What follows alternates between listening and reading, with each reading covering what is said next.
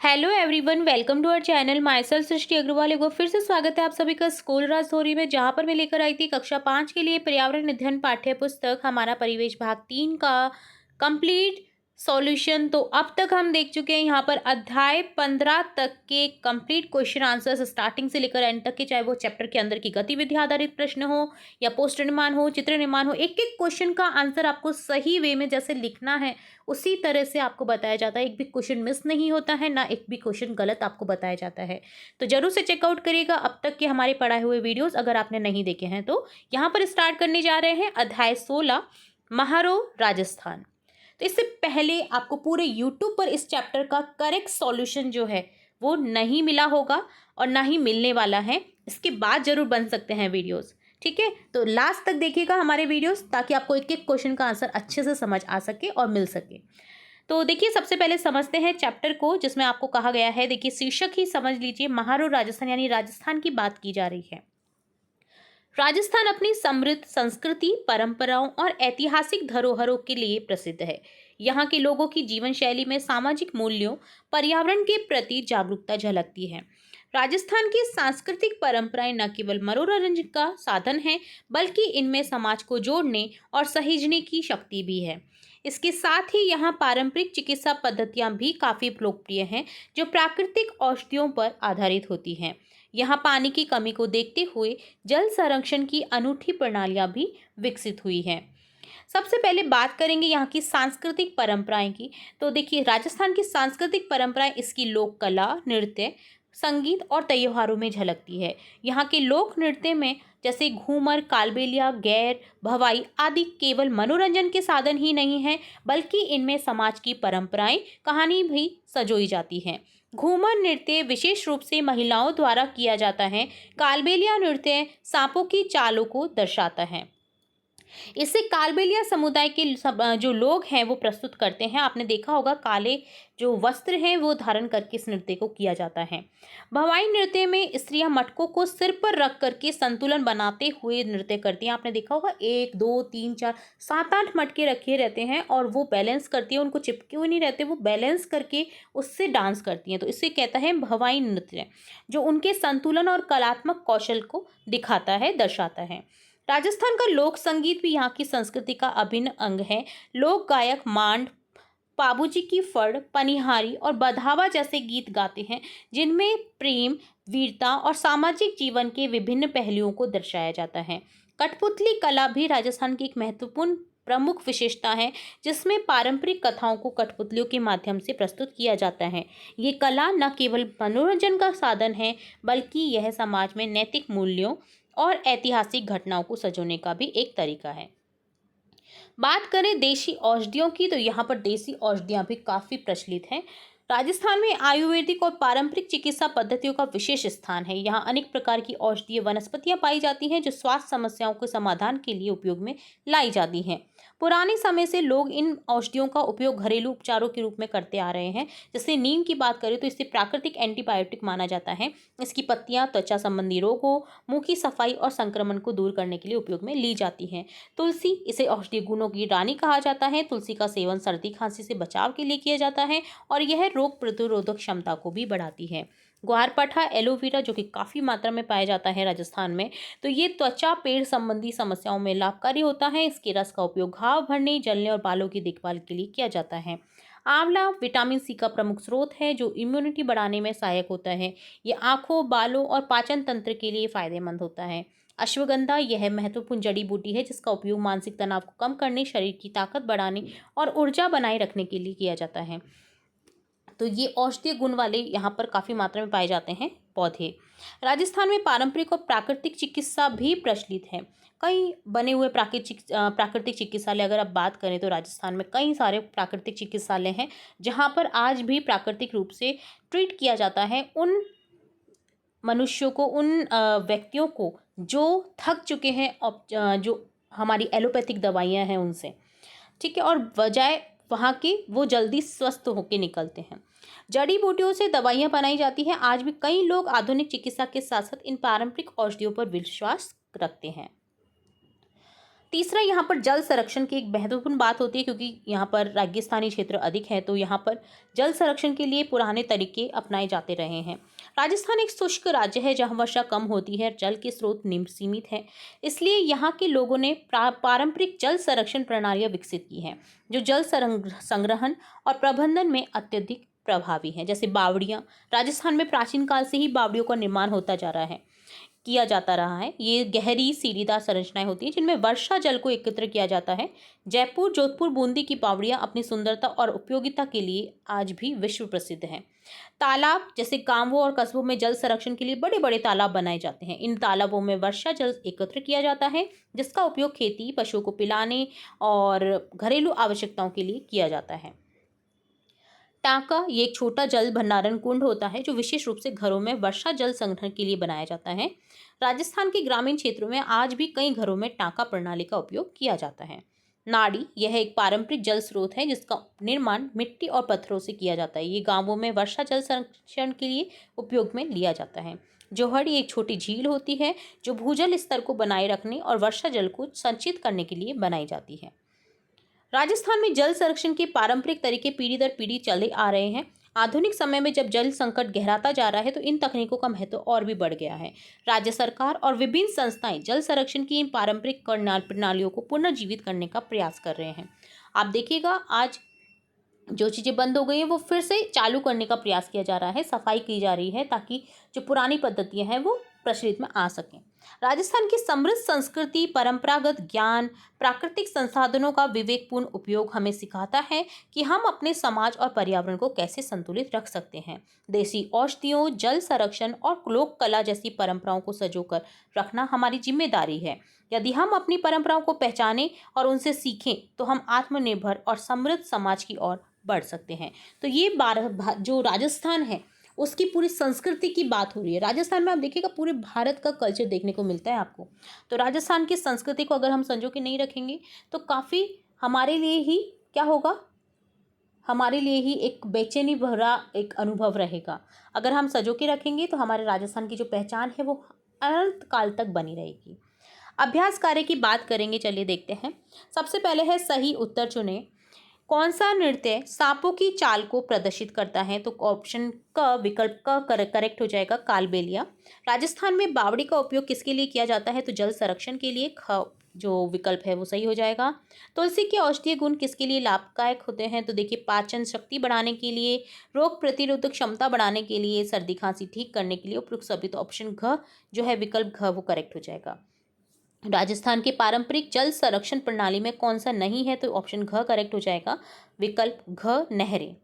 कठपुतली कला के माध्यम से क्या प्रस्तुत किया जाता है? तो ऑप्शन क करेक्ट हो जाएगा, विकल्प क पारंपरिक कथाएं। सही गलत बताना है। कालबेलिया नृत्य में कलाकार सांपों की तरह नृत्य करते हैं, तो सही है। जौहर जल संरक्षण का एक आधुनिक तरीका है, गलत। ग्वारपाठा का उपयोग जलने पर नहीं किया जाता, तो ये भी गलत हो जाएगा, जलने पर किया जाता है। लोकगीतों में पारंपरिक कथाएं ही गाई जाती है, तो आधुनिक कथाएं भी गाई जाती हैं, ये गलत हो जाएगा। बावड़ियाँ सीढ़ीदार जल संग्रहण संरचनाएं होती हैं, तो ये सही है। रिक्त स्थान भरिएगा। राजस्थान का प्रसिद्ध नृत्य है भवाई, जिसमें महिलाएं जो हैं वो मटकों का प्रयोग करती हैं। अश्वगंधा एक प्रकार की जड़ी बूटी है जो तनाव को कम करने में सहायक होती है। राजस्थान में पारंपरिक जल संरक्षण का प्रमुख तरीका नाड़ी है, जो मिट्टी और पत्थरों से बनाई जाती है। टांका एक जल भंडारण कुंड होता है जिसे घरों में वर्षा जल संग्रहण के लिए बनाया जाता है, जो कि आपको पुराने घरों में देखने को मिल जाएगा। नेक्स्ट है संक्षिप्त में उत्तर देना है आपको। यहाँ पर देखिए 5 प्रश्न है, पांचों प्रश्नों के हम बारी बारी से उत्तर देखेंगे। तो पहला प्रश्न है, राजस्थान के प्रमुख लोक नृत्य कौन कौन से हैं? तो घूमर, कालबेलिया, गैर, भवाई, गौरी आदि राजस्थान के प्रमुख लोक नृत्य हो गए।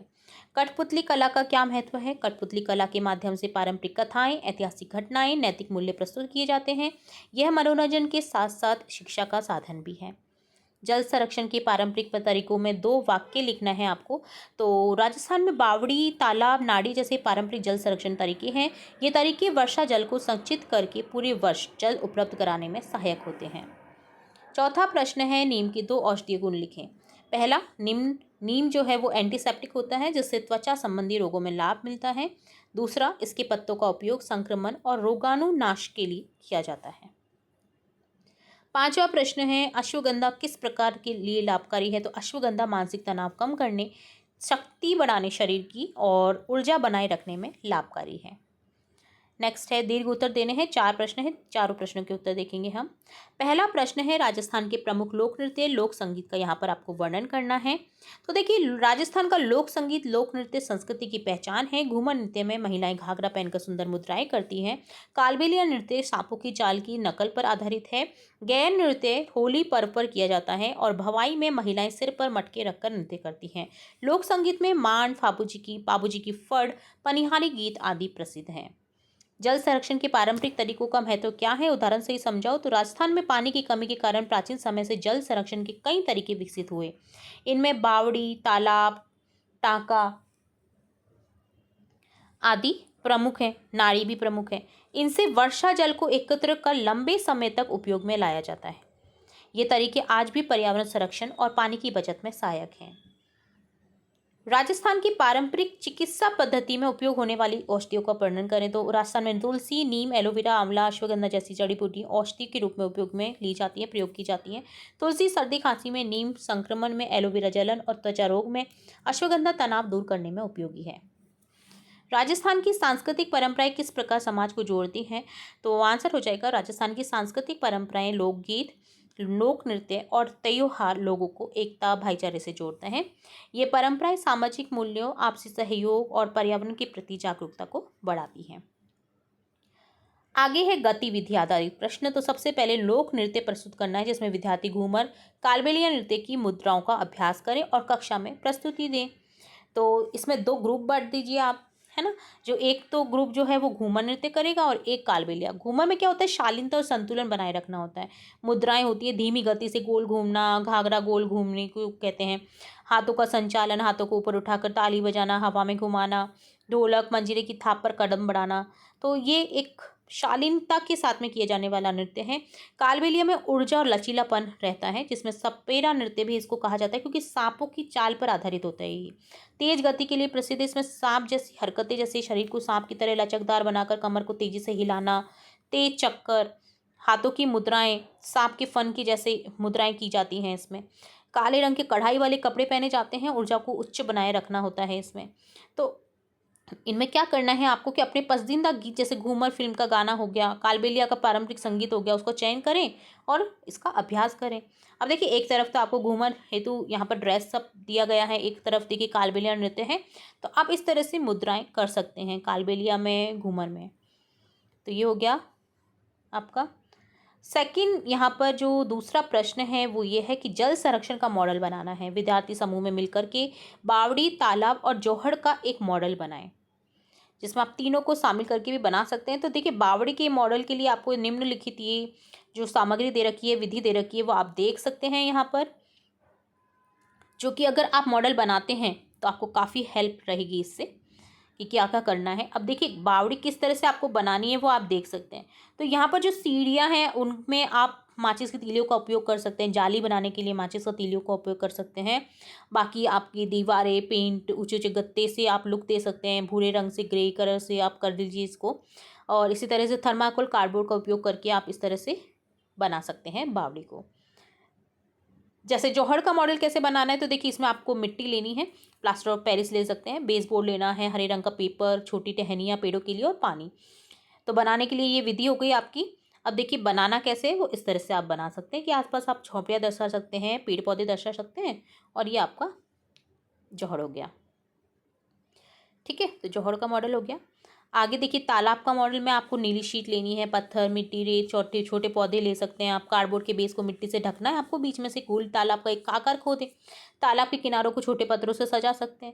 नीली शीट पेंट से पानी का दृश्य बनाएं और किनारों पर छोटे पौधे लगाएं। तो इस तरह से आप बना सकते हैं तालाब को। पुराने गाँवों में आज भी तालाब देखने को मिलते हैं, जहाँ पर ज़मीन जो है बचा रखी है गांव वालों ने, वहाँ पर आपको तालाब आज भी देखने को मिलेंगे जो भरे नहीं गए हैं। आज भी वहाँ पर पानी सुरक्षित रूप से संचयन करा जाता है, पशु पक्षियों के लिए वो काम आता है।